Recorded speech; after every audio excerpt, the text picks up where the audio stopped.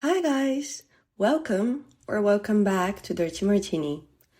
I hope you're having an amazing day. Today's episode is quite a special one, and I'm not talking just about a topic. This is the first episode I'm recording back home in Bulgaria, so for me personally, it's a special one. I'm recording it in the place I feel the most comfortable in, my own bed, and I couldn't be happier and calmer, which honestly is the energy I need in order to deal with the ideas which are about to follow, because some of them are quite heavy. Also, the weather is amazing. It's so sunny and warm, and I just want to go outside and drench myself in sunlight. But first, I want to do this episode, knowing that in just a few days I will be back to constant rain and overcast. You know what? I don't even want to talk about it. Let's just get back to the topic of today's episode. As you saw by the title, today I want to talk about the top 4 most important things I learned in the first 21 years of my existence. As I already mentioned, I'm in Bulgaria currently, back in my hometown. The traveling here was more than traumatizing, but at this point in my life, I have accepted my fate that I will never have a chill travel experience where everything goes according to plan. Let's just say that I had to deal with hail and rain while being on an electric bike, and my GPS helped me with getting lost, and I ended up on the highway, and the cars were not happy with me. There was a lot of beeping and a lot of yelling, but thankfully I found my way out and made it to the airport alive, even if barely. The mishaps did not end there, but we are not here today to talk about the journey from the Netherlands to Bulgaria. I honestly could write a 3-part novel where I explain all the messes I have had to deal with when traveling. I kid you not, traveling for me is always so stressful and unfortunate that my friends have just started calling it the Martini experience when something goes wrong when they travel. Do with that information what you will. Anyways, we're not here to talk about traveling. We are here to talk about my journey through life as of yet and what I've learned from it. I came to Bulgaria to celebrate my birthday, which was a few days ago. I'm now officially 22, and before you even ask the obvious question, yes, I blasted 22 Taylor's version the entire day. To sum up the day quickly, nothing went according to the way I planned it. The celebrations did not happen because I was sick, and so were my friends. So I just stayed in with my family, and we ended up having a really cozy dinner, and I actually fully enjoyed myself. It wasn't a big party or a loud event, but I still had a great time because it wasn't stressful, which was exactly what I needed, even if I didn't necessarily realize it beforehand. I desperately needed some time off because recently I've been on an emotional roller coaster, and everything escalated the night before my birthday. I had one of the worst existential crises I've had in my entire life so far. To be honest, I had felt it building up for quite some time, but the peak was an hour before my birthday. I went downstairs and I just started ugly crying to my mother because I did not feel ready to turn 22. I know that sounds really stupid, but I was panicking like a lot. I'm not ready to be an adult. And before you say anything, I know that technically I have been an adult for a few years now, but now it feels different because I'm about to graduate from university. My social circle is about to disperse once again, and I am just not ready. My friend told me the other day, you've moved abroad and lived on your own for a few years now, right? And he is right. That can be looked at as being a grown-up, at least to a certain extent. But that is not what I meant when I said I'm not ready to be a grown-up. What I mean is, I am not ready to enter life. I'm not ready to enter the real world. I'm not ready to get older. And I know it sounds ridiculous saying this when I'm only 22, but that is how I feel. I am not ready to get older. I have never been an adult. I've only been a child, and I have no idea what I'm going to do or how to do it. I feel so unprepared. It's like one day I just woke up at this age with no guidance or navigations, and the world was like, okay, you're here now, and you have to deal with all of this. I know you don't know how, but you won't know how until you've already done it. And also, there's no turning back. You've got one chance in life, and you need to make it count. There are no redos. This feeling is just so overwhelming, and I have no idea how to deal with it. Again, I am not ready to be a grown-up. I'm not ready to get a full-time job. I'm not ready to have more responsibilities and bear more consequences. Now, I am forgiven when I make mistakes because I am still learning and finding myself. But soon enough, I will be expected to know what I want and who I am. And I'm just not ready.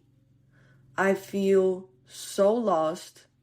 I have no idea what I'm doing, and I don't know how to fix it. And I feel under so much societal pressure to have everything figured out. And I don't. And I don't know how to deal with not meeting society's expectations. And if I'm being fully honest, they're not even realistic expectations. When you think about it, I have technically been an adult for only a few years now. So, in adult years, I'm just a toddler. You cannot expect me to know everything. I cannot expect me to know everything. Thinking of myself as a toddler adult is honestly quite helpful and takes a bit of the pressure off because you wouldn't expect an actual toddler to be able to do everything and know everything. They're still learning and making mistakes. And so am I.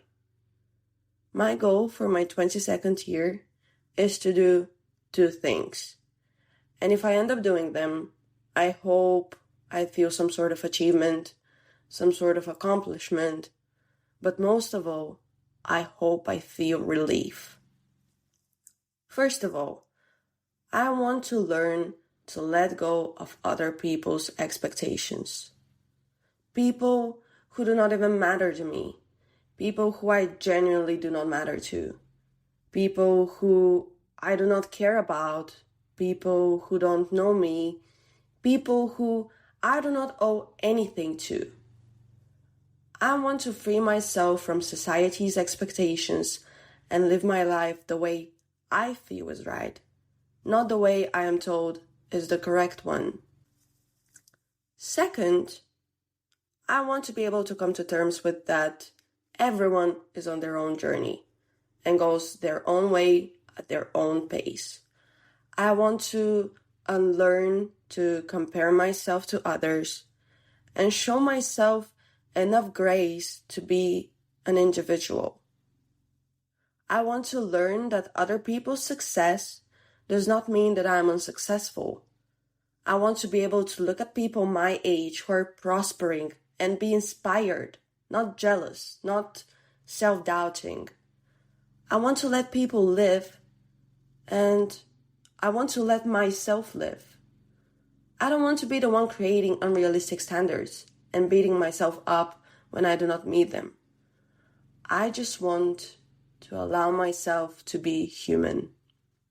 Those are the 2 main things I will be focusing on in the next year. And hopefully, in a year from now, I'm still doing the podcast and can update you on my progress. That is an exciting prospect to have.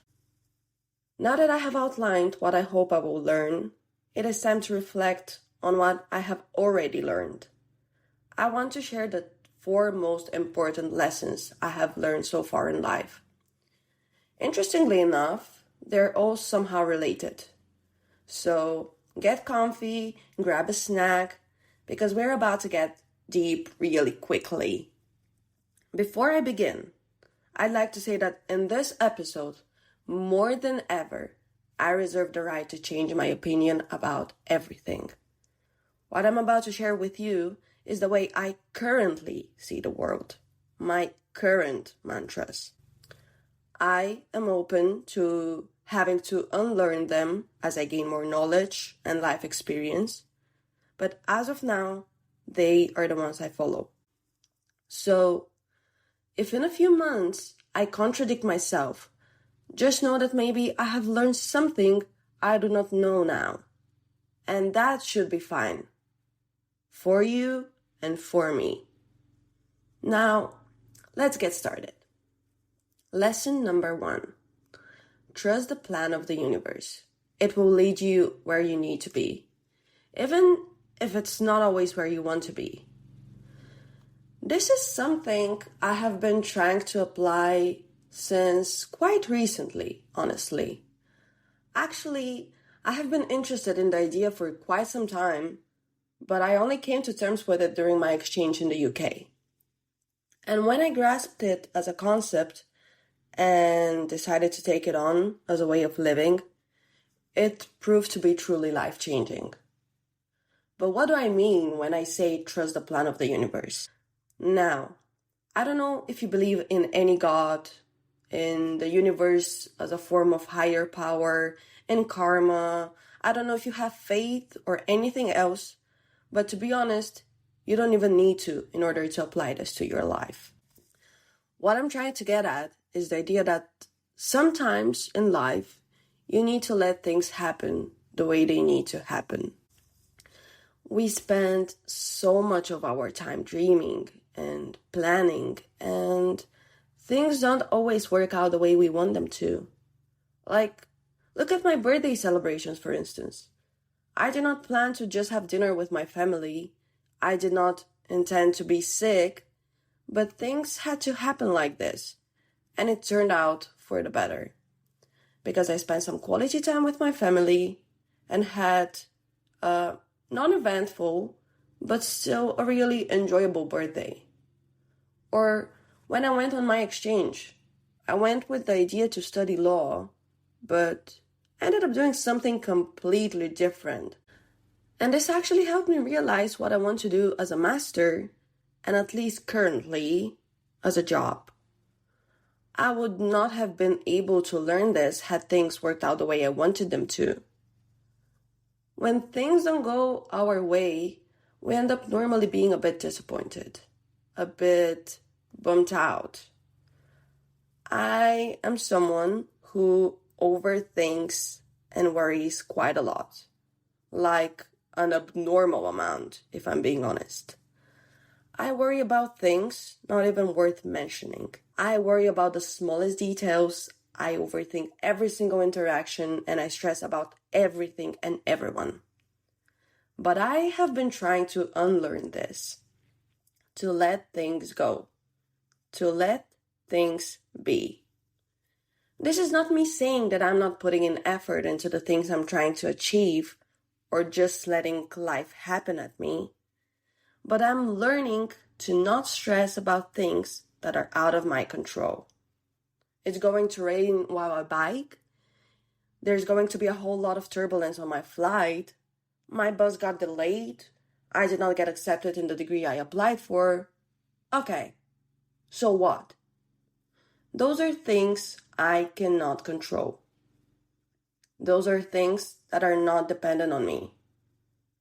And therefore, I should not blame myself for them not working out. I did everything I could. I did everything that was asked of me.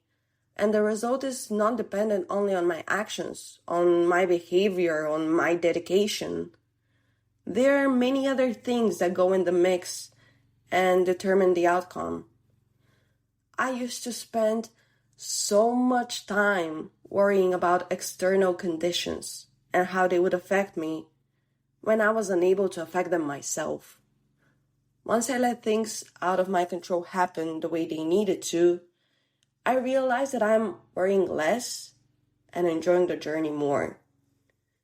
I did not end up studying law, but I ended up finding a new passion. I did not have a smooth travel, but now I have a fun story to tell and more experience under my belt. I try my best not to waste time and energy stressing about things I cannot change, and to actually focus on things I can change. Investing my energy in things I can change, in things that I personally can affect, I've realized that I'm not an all-knowing and an all-powerful being. I'm just a human. I am just a girl, a tiny piece in an enormous puzzle, and there are so many factors which affect my existence. When I started focusing on things I can do and can change, I stopped seeing myself as the victim. I stopped seeing things not going according to plan as a failure. I started seeing them as redirection. This did not work out the way I wanted it to. Fine, life is just protecting me from what will not serve me and is actually leading me to where I need to be. Letting go of the idea of having to be constantly on top of things, having to constantly be in control, has freed me. Freed me not only from stress and anxiety, which, even if it only freed me from those, that's still a massive win. But it freed me from the idea that I need to be superhuman. It allowed me to make mistakes, to let go, to learn, to grow. It allowed me to see life as a game rather than a chore. The way I see things now is different. Whatever needs to happen will happen, even if the itinerary isn't planned by us. Failure is not the end point. It is just a change of direction. Talking about change, let's go to lesson number 2. The only thing that's constant in life is change. For a long time, I was obsessed with the idea of eternity. Not the idea of living forever, leaving a legacy behind you, or anything like this, but the idea of everlasting friendship, everlasting love, everlasting moment, whatever. It actually took me a lot of heartbreak and a lot of internal battles in which I was forced to come to terms with the fact that time passes and I cannot freeze the moment, to learn that things cannot and maybe should not stay the same forever. Circumstances change. We maybe outgrew the environment in which we used to feel the most at home. Opinions change. We maybe no longer preach the mantra that got us all through high school. People change. Some maybe leave, even though they promised they never would. And that is okay. Whether we like it or not, we change. Every single day.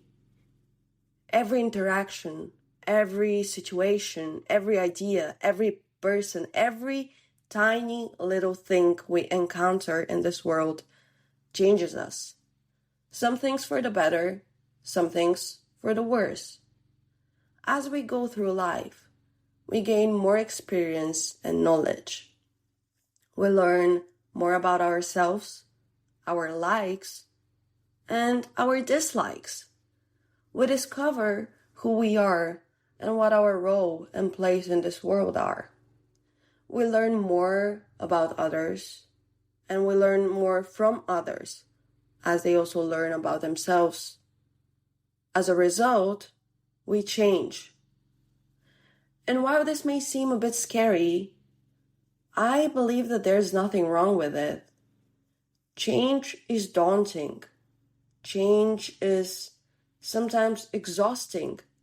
Change is sometimes unwanted. But change is necessary. And most importantly, change is inevitable. I actually think that change is quite a beautiful thing. One of the biggest changes I have had to go through in my life so far was when I moved abroad for the first time. It was such a catalyst experience because everything I knew about life, everything I knew about myself, no longer applied. I was in a new place with new people, dealing with a new chapter of my life. And trust me, that was terrifying. I was so stuck in my ways, and adapting and reprogramming myself seemed like the toughest challenge there is. I no longer spoke my native language. I no longer slept in my own bed. I no longer knew the streets, the people. I was no longer in school, which was all I knew at the time. I no longer knew life. I no longer knew myself. And that change was so massive, it was terrifying. I kept on holding on to past experiences and memories because they were comfortable and because I refused to believe that they would never be again. I refused to let go. I refused to change. And that was poisonous. I began a life which was spread across countries, across relationships, across versions of me. And now, having gone through it, and honestly still going through it because I don't see it as a journey with an endpoint, but rather an ongoing thing, I can honestly say that change is necessary. Change was what made sure I survived. Change is what gets us through life. Honestly, looking at the concept of eternity now, I get kind of freaked out. Staying the same, keeping things the way they are, scares me now. It means I'm not growing. And just to be clear, when I talk about growth, I'm not only talking about progress. It would be too idealistic to say that we only change for the better. Sometimes in life, we regress. And that is okay, because we're only human. As long as we keep walking, as long as we keep moving, as long as we keep changing, I promise you, we will be fine. Now, I cannot tell you if we're able to fundamentally change everything about ourselves and our beliefs. I am no expert. I know that some parts of ourselves are circumstantial, but I'd like to think that we can change at least the parts of ourselves and our ways of thinking that we outgrew, that we no longer see fit. That's why you always hear me say that I reserve the right to change my opinion about everything. Because now, knowing what I know, I think in a specific way. But me, 2 years from now, who is hopefully smarter and wiser, may completely disagree with me. And I want to be okay with this. I don't know. Change in my head is an opportunity to be someone new, to be someone better. And the idea that I can change who I am and be whoever I choose to be is overwhelming. It is scary, but it is exciting. And most of all, it is freeing. The idea of change also relates to the third lesson I will talk about today.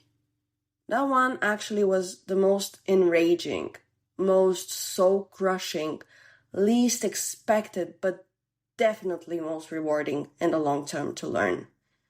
It was a tough one, to say the least. And that is that it is okay to outgrow and walk away from friendships. In my life, I have had many friendships which have ended. Some of them ended due to a particular reason, such as a big fight, the person moving away, being significantly incompatible, but only coming to terms with it at a later stage, and so on and so forth. But what about the friends we love so much, never fight with, have shared so much with, have grown up with, but the connection is no longer there? What do we do when we no longer can give each other anything? What do we do when we no longer serve a purpose in each other's lives? Do we need to serve a purpose to be in someone's life? What do we do when we have changed so much and life has taken us in such different paths that we no longer belong together? What do we do when we have outgrown our friendship? This is quite a complex topic, and if you're interested in me creating a separate episode on it where I walk you through some examples and tell you how I approached it, let me know down in the Q&A section. Also, maybe now is the time to mention that I have created an Instagram profile for this podcast, which you can find at @DirtyMartiniPod. You can DM me there as well. I will link it in the description down below. Wait, no. I've always wanted to say this. Link in bio. Anyways, I have a lot of things to say because I have outgrown friends and I have had friends outgrow me.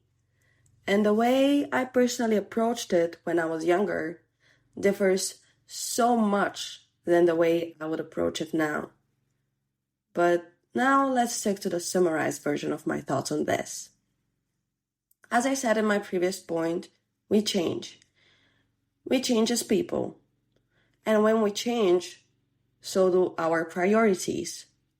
So do our criteria for friends, our demands, our needs, our wants, our boundaries. So naturally, as all these things change, so do the dynamics of our relationships. That is normal. That is healthy. What is unhealthy is shrinking ourselves and undoing our progress to fit in a friendship just because it has been a long-lasting one. Or even if it's not a long one, but one which we have particularly enjoyed.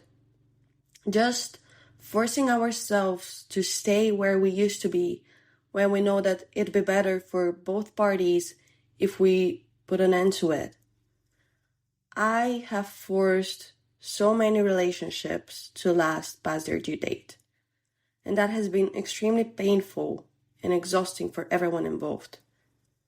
Because it just delays the inevitable and ends up causing more pain. I am not proud of it. I have done it. And I have done it because I was scared, because I was in denial, because I so desperately wanted it to work. But over time, I learned that it is okay to outgrow and walk away from friendships. That doesn't mean that it's still not heartbreaking or gut-wrenching.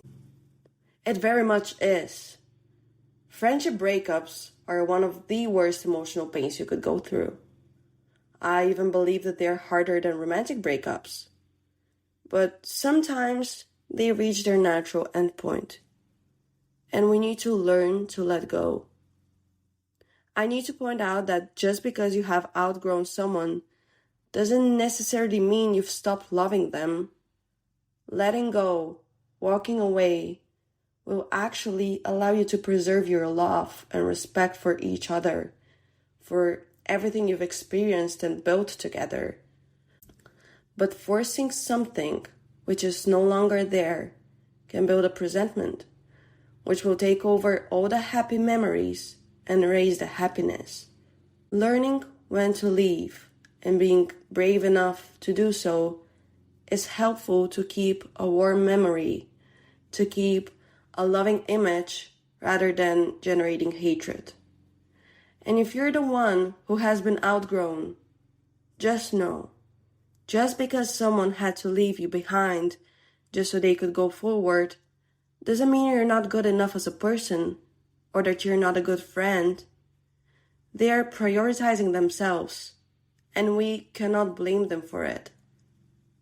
And that relates to my next point, which is lesson number 4, and the final one I will talk about today. Don't expect someone to put your needs in front of theirs. I know this is quite painful to come to terms with, especially when you're the one who always sacrifices themselves for others. And it was very frustrating for me to learn because forever I was prioritizing other people's needs and wants in front of mine. And I wasn't doing it because I'm a good, selfless person. No. The reason I was doing it, and sometimes still partially am, is because for the longest time, I was the biggest pushover and the biggest people pleaser. I'm still trying to unlearn these tendencies, and it is proving harder than expected. Standing my ground is causing me physical pain, but I am working on it. Learning to say no has been on top of my bucket list for years, and so far I have successfully done it only a few times, but it hasn't always been respected. But that is another topic for another time. Let's go back to prioritizing our needs in front of other people's. So, listen to me. Do not expect people to put you first. Do not expect people to cater to you at all times, to risk their happiness for the sake of yours. Even if you would do, or you do it for them, it is unfair of you to make such a big ask. It is absolutely unhealthy and unsustainable to always bend yourself over backwards for someone else's pleasure, someone else's wants, needs, and demands. If you do it, your life would no longer be yours. Your purpose in life is not to serve others. Your purpose in life is to serve yourself. We have to learn to be our number ones. I'm not talking about being radically egoistic and narcissistic. We're still part of a community. We're still social beings which require contact with others in order to survive. But please, do not dedicate your life to making other people's lives better and easier if it will cost you your health, your sanity, your overall well-being.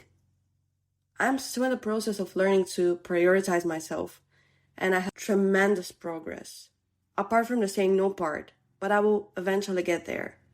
The idea is, make sure to have your own needs and wants met, and do it yourself. Don't expect someone to do it for you, because they're already too preoccupied with their stuff, their problems. They are fighting their demons. You know, on planes, you first put your mask on and then help others. Prioritizing your needs will make you, in the long term, a better friend, a better partner, a better sibling, an overall better person. Only when you are there for yourself can you be effectively and efficiently there for others. That is not me saying don't ask for help when you need it. By no means. Please, seek help from friends, from family, from professionals when you need it. We all need help sometimes. We can't know how to do everything. Again, that's why we are a community and not just a bunch of individuals all living in their separate worlds. But be gracious towards people when they prioritize themselves, and don't judge them for doing so. It is unfair of us to ask someone to pause their life just so they can contribute to ours. Our well-being should not be at the expense of others, and vice versa. We shouldn't condemn people for taking care of themselves instead of taking care of us. That is also quite a complex topic, so maybe I should do it more justice by dedicating an entire episode to it as well. Now, saying it just like this, it seems a bit chaotic and unfinished, but I think you get my point. Be your own priority. Be your own source of joy. Be your own light. Don't rely on others to be your everything. And remember that you don't need to be everything to everyone. You just need to learn to be everything to yourself. And doing this is so much easier said than done. But man, is it rewarding when you achieve it. As I already said, I'm not fully there yet, but the parts I have achieved have been so rewarding. The feeling is kinda addicting even. To be your own number one, to cater to yourself, to make yourself comfortable. It is an absolute ordeal to achieve, but it is definitely one of the sweetest wins. And I cannot wait to taste it more and more. That being said, I think it's finally time for me to go and taste the sun while I still have the chance. I hope you found this episode interesting, or maybe even helpful. I gave you a little snippet of what I've been occupying myself with. Let me know what you have learned about life from your experience. Feel free to disagree with me. Let's just learn from each other. That's what we are here for. Well, guys, I hope you enjoyed this. I definitely did. Thank you for listening. See you next time. Bye bye.